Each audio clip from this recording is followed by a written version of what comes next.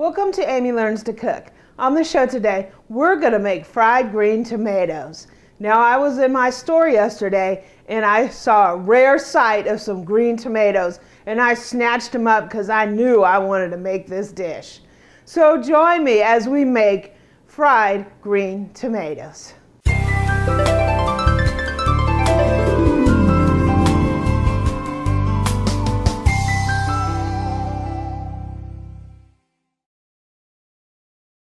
So these are our green tomatoes, and when I saw these I was like, wow, I'm ready to make this dish. And these are not usually available in my local grocery store. The best thing to do is if you grow your own, catch them when they're this color and you will have some really delicious fried green tomatoes. I got very fortunate to be able to get these and I am really looking forward to this dish. So we have 4 of them, which is going to give us quite a bit of fried green tomatoes. We're just going to go ahead and cut these into like 1/4-inch pieces. You want nice pieces. You can cut them as thick or as thin as you like. Make sure you use a serrated knife, because these are really unripe, so they're going to be really nice for this. And then we're going to place our tomatoes on this rack. This rack is just, I put some parchment paper in there so just for some easy cleanup, but this is just a rack over a jelly roll pan or a cookie sheet so that these can, if they drain at all, it'll go onto the parchment. So we have all our tomatoes out here, and I'm just going to salt them a little bit. It's going to bring out a little bit of the juice in these things, and it's going to give them a little bit of flavor, because otherwise they're going to be pretty bland. We're going to be seasoning our coating as well, which will give us a lot of flavor. But I really just wanted to put a little bit of salt on here. Making fried green tomatoes, there's no, secret recipe to this. It's really easy dish, and it's been around forever, right? It's just a matter of coating them and frying them. So we're going to set up our breading station. Okay, so we're setting up our little breading station. What we're going to have is we're going to have 3 dips for the tomatoes. We're going to first dip it in a seasoned flour, and then we're going to dip it in an egg and milk mixture, and then we're going to dip it into seasoned breadcrumbs. So what I have here is 3 eggs in this bowl, and I'm going to use my little Zen Pro egg beater. It makes really easy work of this. If you're interested in this little egg beater, go ahead and click on my Amazon store below and you can check it out. So we're just going to beat these up real quick.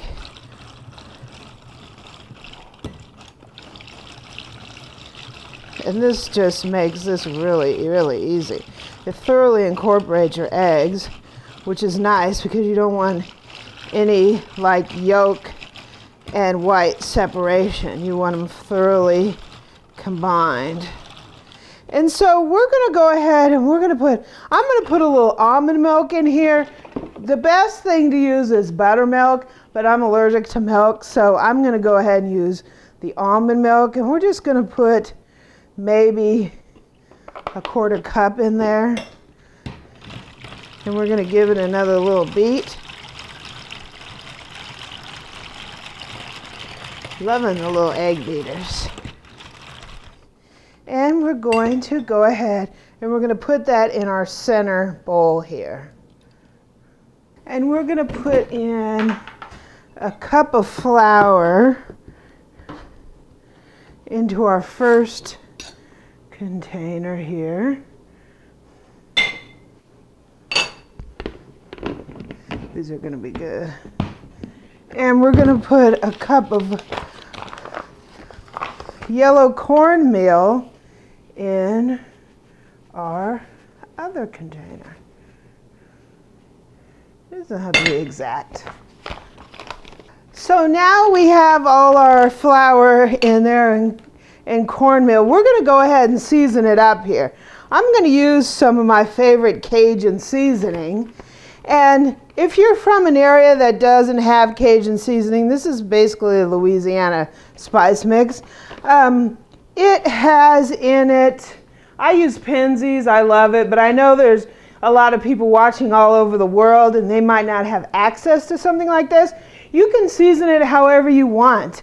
Garlic powder, this has paprika, celery, salt, sugar, garlic, black pepper, onion, oregano, cayenne red pepper, caraway, dill, turmeric, cumin, basil, bay, mace, cardamom, marjoram, rosemary, and thyme. So it is a very, very complex seasoning mix. You can use whatever you like, right? You can just put some salt, pepper, and garlic powder in here and maybe a little cayenne, and that would be really, really good. So we're also going to season her up with a little bit of salt. You probably will need quite a bit because you don't want them to be bland. And there's a lot of flour in here. So we're going to give us a good amount of salt. This already has black pepper in it. You can add some more if you like it. Or if you like it spicy, add a lot of cayenne, right?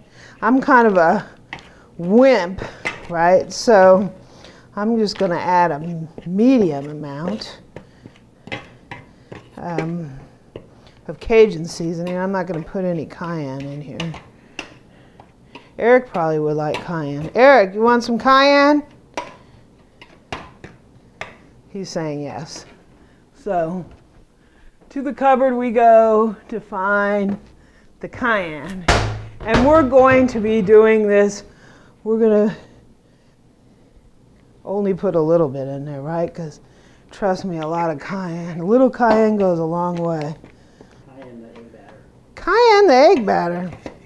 No. Eric can make his own version of that, right? So we are going to now dredge our tomatoes. Okay, so now we're going to dredge our tomatoes. I'm putting on some gloves because I don't really want club hands. So we're going to go ahead and first we're going to put our tomato into the flour mixture. And then it's going into the egg batter.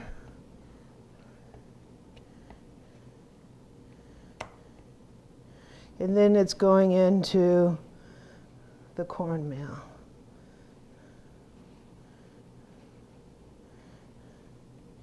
And then we're going to put them over here on our sheet.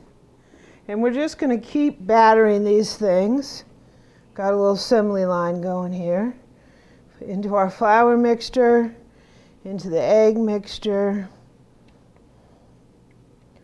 and into the cornmeal.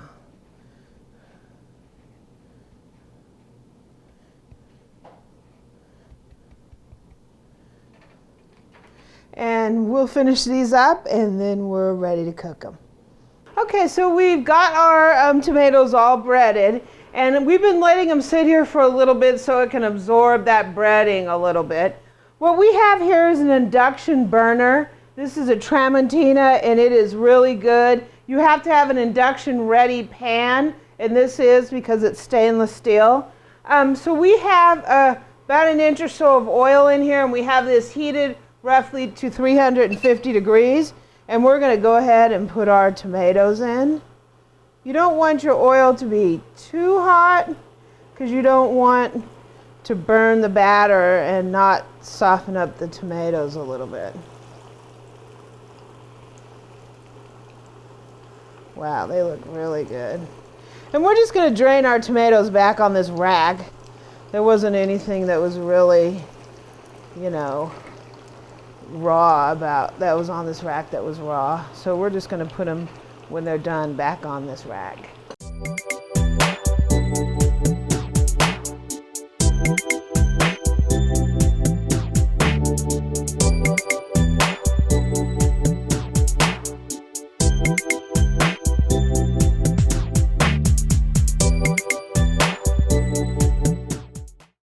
So now let's take a taste. I've plated some up here, and I'm going to try it out with a little bit of Thousand Island dressing. A lot of people eat these with plain hot sauce or maybe ranch dressing. Because I can't have milk, I'm going to opt for the Thousand Island, right? And they are nice and crispy. Wow. They look really, really good. This is like the only second time I've ever had fried green tomatoes. So this is a real treat for me, right? Yum. What's great about fried green tomatoes is the tomatoes have a tang, and they taste really different than they taste when they're ripe. It almost reminds me of a fried pickle because it has that tang. Not quite the vinegary tang, but it still has a tang. Wow. Now that's comfort food. Unbelievably delicious. If you're lucky enough to run across some green tomatoes, or you grow some tomatoes in your garden, this is an absolutely fabulous way to eat them. I could even see eating these on a hamburger, right? They would be really, really good. Instead of tomatoes, have fried green tomatoes. If you like this recipe, please subscribe below and leave a comment and a like, and visit my website at amylearnstocook.com. I'm also on Twitter and Pinterest at Amy Learns to Cook.